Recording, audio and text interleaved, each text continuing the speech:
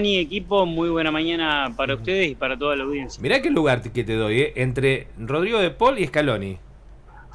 Justo, viste, además me pareció muy interesante porque yo quería escuchar la conferencia y aproveché, me quedé en off, viste, escuchándola. Mati, bueno, ¿por dónde arrancamos hoy? Bueno, habíamos quedado la semana pasada de analizar la posibilidad de que la Argentina produzca una devaluación y qué efectos tendría eso para la economía. Vos me lo habías planteado como consigna y bueno, y la idea es comentarle un poco a eso a la gente que nos está escuchando, ¿no? La verdad es que yo siempre digo que un proceso de devaluación es un proceso traumático por el hecho de que la Argentina tiene un problema que no tienen otras economías. La Argentina tiene una economía bimonetaria y esto hay que entenderlo y hay que aceptarlo. Hay determinado sector de la política que ya lo tiene asumido y hay otro sector que no lo comprende todavía. ¿Por qué digo esto? Porque cuando vos tenés una economía bimonetaria, el peso te cumple determinadas funciones que tienen que cumplir las monedas, es medio de cambio generalmente aceptado en la mayoría de los bienes, es unidad de cuenta, yo puedo determinar que un auto vale X cantidad de pesos, que un cajón de tomates vale X cantidad de pesos, pero no es reserva de valor. Entonces, como la reserva de valor en la economía argentina es la moneda dura, no hay nada que hacerle, la gente o ahorra en dólares o intenta ahorrar en dólares o cuando tiene la posibilidad lo hace en dólares. También es cierto que la gente se cubre con bienes y se cubre con el stock. Entonces, ¿qué es lo que ocurre? Cuando vos producís una devaluación, automáticamente lo que tenés es un traslado a precios de los bienes en los cuales se tiene que trasladar a precio esa devaluación. Digo, un bien que tenga partes componentes importadas, obviamente va a tener un aumento proporcional a esa devaluación que se le produjo en la parte componente importada, no en el resto, pero particularmente en la economía argentina se da un aumento en esos bienes y en el resto de los bienes. ¿Por qué? Porque la gente tiene en mente que la única manera de proteger su stock es dolarizarse o llevarlo al mismo valor que el dólar. Entonces lo que tenés después en la economía es un corrimiento de precios en toda la cadena de producción y de comercialización automático que te motoriza y te acelera la inflación.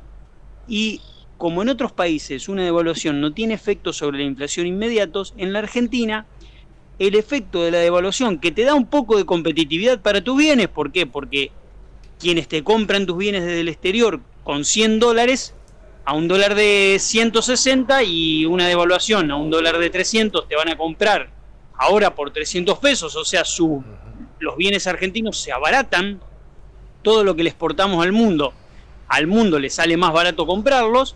Esa ventaja competitiva que te da la devaluación y de la que muchos economistas hablan y buscan, se licúa en 2 segundos, en un mes, en 2 meses, por el efecto de la inflación, porque rápidamente los precios internos se acoplan a el aumento que tuvo el dólar. Entonces, uno de los efectos más nefastos de la devaluación es que genera licuación de salarios en dólares, licuación de ahorros que uno tiene en pesos y también produce un efecto inflacionario inmediato en Argentina. En el resto del mundo no, pero en Argentina sí. Bueno, pero entonces, yo me pregunto, pero venimos con micro devaluaciones, digamos. ¿Un efecto de shock no sería la receta tampoco?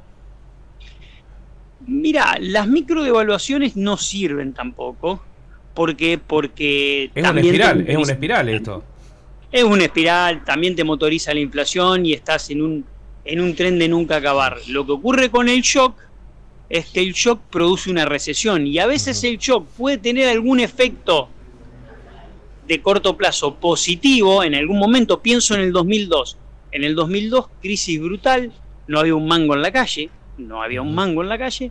una devaluación lo que generó fue que la inflación, una devaluación del 300%, generó una inflación del 40% nomás, nada más que eso. Fue una devaluación exitosa, uno podría decir. Fue una devaluación que el contexto la terminó haciendo favorable. ¿Por qué? Porque vos aumentaste tu competitividad y la inflación no te licuó, como yo estaba comentando rápidamente, esa ventaja competitiva. Pero no te la licuó porque venías de 10 años de experiencia no inflacionaria, porque venías de una recesión brutal. Ahora, mi pregunta es, si devaluás un 100% en un contexto de inflación del 100% ya, de una economía muy caliente con los precios, de una transformación de precios en la economía inmediata por todos los agentes. Y cuando hablo de todos los agentes, hablo de todo el mundo, que se trata de cubrir con el stock. Muy probablemente te encuentres en el primer mes con mucho faltante, más del que tenés hoy, y muy probablemente te encuentres con un ajuste de precios brutal que te espiralice la inflación. Entonces, tampoco es la solución una devaluación. Hay que verlo con esos ojos por el hecho de que la economía está muy caliente con precios y que uno de los efectos inmediatos que tiene en nuestro país, al ser una economía bimonetaria, la devaluación es traslado directamente a precios en lo que se tiene que trasladar, como decía antes, y en lo que no se tiene que trasladar también se traslada.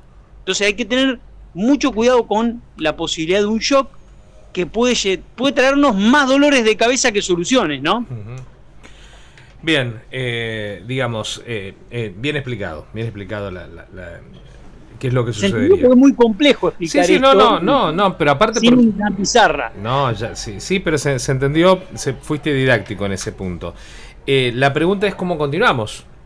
¿Con microdevaluaciones o el gobierno pretende ir por esa receta? Porque todo se está hablando, o aquel que maneja una cuestión de finanzas dice, más temprano que tarde puede suceder esto, o va a suceder esto. ¿Es así o no? ¿O está sucediendo esto? Bueno, las microdevaluaciones, ya está. Y yo creo que en algún momento esas microdevaluaciones se van a acelerar, probablemente en los próximos 3-4 meses se van a acelerar. Uh-huh. Pero una cosa es el shock, otra cosa es las microdevaluaciones. Yo creo que el efecto de las microdevaluaciones es menor que el shock, siempre es menor, pero tampoco es la solución. La solución es contener el proceso inflacionario. Y para contener el proceso inflacionario tenés que atacar a todas las causas al mismo tiempo, porque si no, no vas a poder salir de esta situación. Y para atacar todas las causas al mismo tiempo hay que partir de la base y entender que hay múltiples causas del proceso inflacionario y que no es solo monetario. Vos en los últimos 6 meses estás emitiendo, pero estás rescatando, por lo cual, vos fíjate, la base monetaria creció 46% en los últimos 12 meses y tuviste una inflación del 100%, o sea que los medios de pagos de la economía no se adaptaron a lo que tenían que adaptarse, o sea, deberían haberse adaptado por lo menos a la inflación.